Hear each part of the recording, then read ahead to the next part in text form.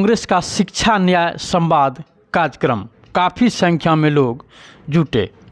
भागलपुर के सनहौला में कांग्रेस पार्टी का शिक्षा न्याय संवाद कार्यक्रम का आयोजन किया गया, जहां काफ़ी संख्या में लोग शामिल हुए। वहीं शिक्षा न्याय संवाद कार्यक्रम में अखिल भारतीय कांग्रेस कमेटी के एससी विभाग के राष्ट्रीय अध्यक्ष राजेश लिलोठिया सहित कांग्रेस जिला अध्यक्ष परवेज जमाल, एआईसीसी सदस्य प्रवीण सिंह कुशवाहा, युवा कांग्रेस जिला अध्यक्ष प्रशांत बनर्जी, कांग्रेस प्रदेश अध्यक्ष सहित कांग्रेस कमेटी के लोगों ने हिस्सा लिया। इस दौरान राष्ट्रीय अध्यक्ष राजेश लिलोठिया ने कहा कि बिहार के 70 जगहों पर शिक्षा न्याय संवाद कार्यक्रम का आयोजन किया गया है, जहां राष्ट्रीय स्तर के नेताओं ने हिस्सा लिया है। इसी कार्यक्रम के तहत कांग्रेस के प्रमुख नेता राहुल गांधी दरभंगा कार्यक्रम में पहुंचे थे, लेकिन केंद्र और बिहार सरकार ने जिस तरह से राहुल गांधी को कार्यक्रम में युवाओं से मिलने के लिए रोका, वह काफ़ी निंदनीय है। कार्यक्रम के पूर्व देश में लड़ते शहीद जवानों को श्रद्धांजलि दी गई, जबकि बिहार स्तर के खेल में विजयी खिलाड़ियों को सम्मानित किया गया। वहीं कार्यक्रम समापन के बाद संवाददाता को संबोधित किया। संबोधन के दौरान राष्ट्रीय अध्यक्ष राजेश लिलोठिया ने रोजगार, जनगणना एवं आरक्षण को लेकर केंद्र सरकार एवं बिहार सरकार पर जमकर निशाना साधा। आइए देखते हैं एक। कांग्रेस पार्टी के अध्यक्ष मल्लिकार्जुन खड़गे जी के आह्वान पर और हमारे कांग्रेस पार्टी के उस पूरे देश के गरीबों की, दलितों की, वंचितों की, बहुजन की जो आवाज़ है, जननायक हमारे राहुल गांधी जी के दिशा निर्देश पर बिहार में शिक्षा न्याय संवाद की एक श्रृंखला आज से शुरू हुई है। और आज पूरे बिहार में लगभग 70 जगह पर इस तरीके से कार्यक्रम किए, जिसके अंदर हमने नौजवानों के साथ में संपर्क किया और राहुल गांधी जी खुद दरभंगा पहुँचे, जहाँ का जो प्रशासन था उसको दिशा निर्देश मिले अमित शाह की तरफ से, नरेंद्र मोदी की तरफ से, नीतीश कुमार की तरफ से,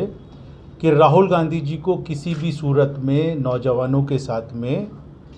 जो नौजवानों का दर्द है बिहार के अंदर, रोज़गार को लेकर,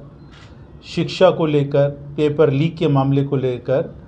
उसको रूबरू नहीं होने दिया जाए। राहुल गांधी जी को रोका गया, परमिशन नहीं दी, और वहाँ पर जो लोगों के अंदर एक संदेश गया पूरे बिहार के अंदर, क्योंकि अभी हम लोग भी एक शिक्षा न्याय संवाद से निकल कर आ रहे हैं, वहाँ पर लोगों से जब चर्चा हुई, बातचीत हुई, तो लोगों में बहुत आक्रोश है इस बात को लेकर कि राहुल गांधी लोगों के दर्द को समझना चाहते हैं, लोगों के बीच में जाना चाहते हैं। नरेंद्र मोदी ने 2 करोड़ रोज़गार देने का वायदा किया था, एक उम्मीद दी थी नौजवानों को, लेकिन वो सब खोखला साबित हुआ, झूठ निकला, और लोगों को जिस तरीके से गुमराह कर वोट लेकर सरकार तो बना ली, लेकिन आज उनका भविष्य, जो उज्जवल भविष्य होना चाहिए था, वो अंधकार में है। क्योंकि भारतीय जनता पार्टी तो हमेशा से कास्ट सेंसस के, आरक्षण के, संविधान के, बाबा साहब भीमराव अंबेडकर के खिलाफ रही है। उनके मन की नफ़रत जब बाबा साहब भीमराव अंबेडकर जी संविधान इस देश को में पेश कर रहे थे, तो आरएसएस के लोगों ने रामलीला मैदान में संविधान की किताब जलाई, बाबा साहब भीमराव अंबेडकर जी की शव यात्रा निकाली, और उनका नफ़रत का आप अंदाज़ा ये लगा सकते हैं कि अमित शाह ने पार्लियामेंट में खड़े होकर ये कहा, हमारा मजाक उड़ाया, हमारे जज्बातों को ठेस पहुंचाई, और ये कहा कि तुम लोग अंबेडकर अंबेडकर अंबेडकर का नाम जितनी बार लेते हो, अगर उतना नाम तुम भगवान का लो तो तुम्हारे को स्वर्ग मिल जाएगा। हमारे लिए हमारी जो ग्रंथ है वो संविधान है, क्योंकि उसी के माध्यम से हमको सम्मान और स्वाभिमान के साथ में जीने का अधिकार मिलता है। जाति की गणना की घोषणा की भारतीय जनता पार्टी ने, लेकिन हमको अभी भी उनके ऊपर विश्वास नहीं है। हमें मालूम है कि इसके पीछे भी ये राजनीति करेंगे, हमें मालूम है कि ये इनके मन की जो अंदर की भावना है वो कहीं ना कहीं वो राजनीति करने की है, क्योंकि इसी तरीके का इन्होंने एक घोषणा की थी महिला आरक्षण को लेकर,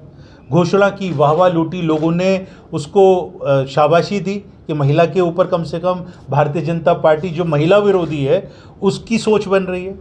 लेकिन उसके बाद में अगले दिन वो यू टर्न मार गए।